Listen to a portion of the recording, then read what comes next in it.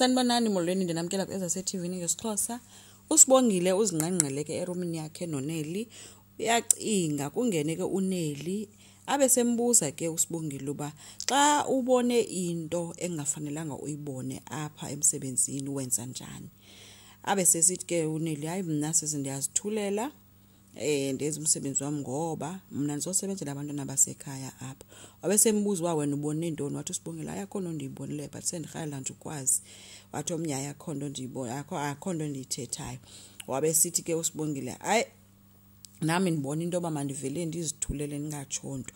Abe sebuza ke uNeli uba hayibo ikhona na into oyibonileyo. Athi omnye hayibo uve kuthiwe ndibone ntoni khange ndibone nto but ke sendiyatsho nje uba nam umsebenzi ndiyawudinga funeka ndithenge i-medication katatam. So uSibongile befuna ukuchecka nje into yoba bayakwazi ukuripota izinto abazibonileyo noba uzoba ngokuqala.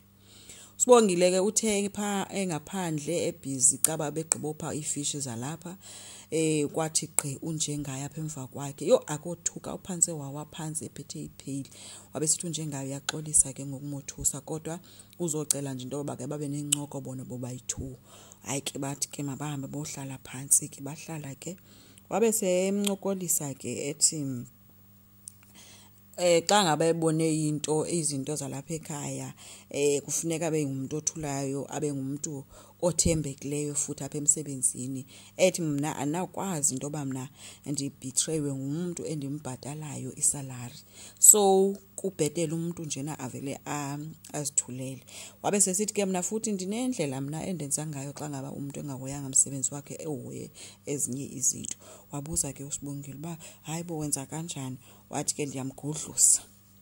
So uvele woyika kuSibongile ethule ke.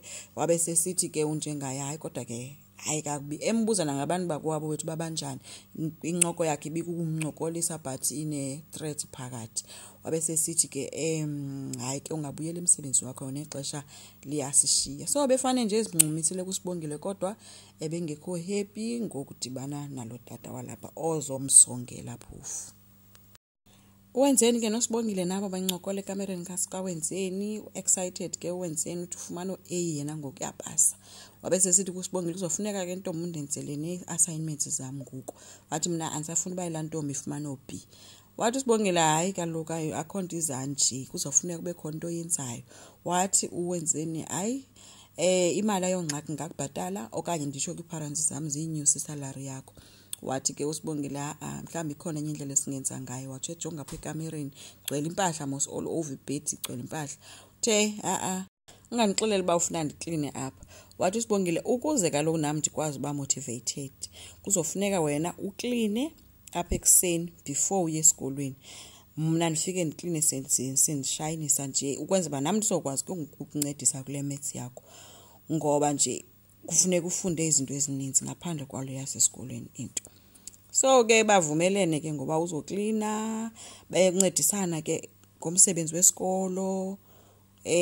Ude wathi ke uwenzeni kutheni lento uSibongile angenzi tutorials atutorisha abantwana because ethi eyayazi abantwana esifunda nabo pha bane-tutors umntana nomntana une-tutor yakhe nawe ungayenza imali eninzi ngalento.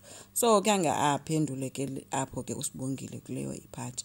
So baqhubekile benza i-homework yabo ke befundisana kwe-right ke umshiye baye bahamba phofu kuba-2 bekamene. So bazimpintshi kahle kahle ngoku.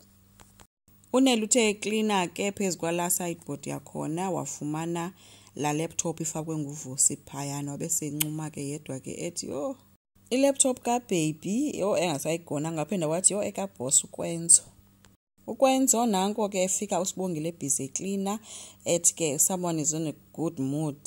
Uthe esatsho kanjalo uSibongile wathula nje wavuma nje lento ayibulisayo emveni kokwazithulela. Uthe emcela ke into yoba mabahambe bayotya out emveni kwayo yonke lento eyenzekileyo. Kangamphendule kuSibongile uvele wamshiya eme apho esithi ke ukwenza uyagesa uba nguno impendulo.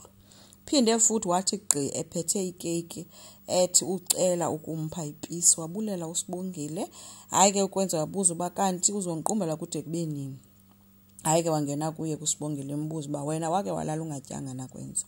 kona njengoba uthi xa ulahlekelwe yinto okanye ilaptop njengabhosi ke uthi wena uzotsala i100 emirholweni yabantu wathi uyayazi ba le 100 inceda kangakanani kweminye imizi i100 komnye umzi yawuthenga umilimili njalo ngenyanga so wena ubona into banje nofuneka uvele utsale nje emrholweni into elula nje kanjalo leyo wamchazela ke responsibilities zabo bebonke ba uthuli unomntana uneli ufundisa abantwana bakuwabo yena wenzani ngemali bonke nje watsho egqiba kwakhe wamshiya eme apho futhi nje bengafuni ukummamela bethi xa ethi ukwenza icela abathethe athi hey uzomamela mina ke kwenzo this time so ukwenzo imjikele into kuzofuneka mhlamba ocela uxolo kubasebenzi uze usibongile aphinda be right nokwenzo masithandazini ke ayocela uxolo enkosi ngicela siqhubeke subscribe like singakhomenta futhi bye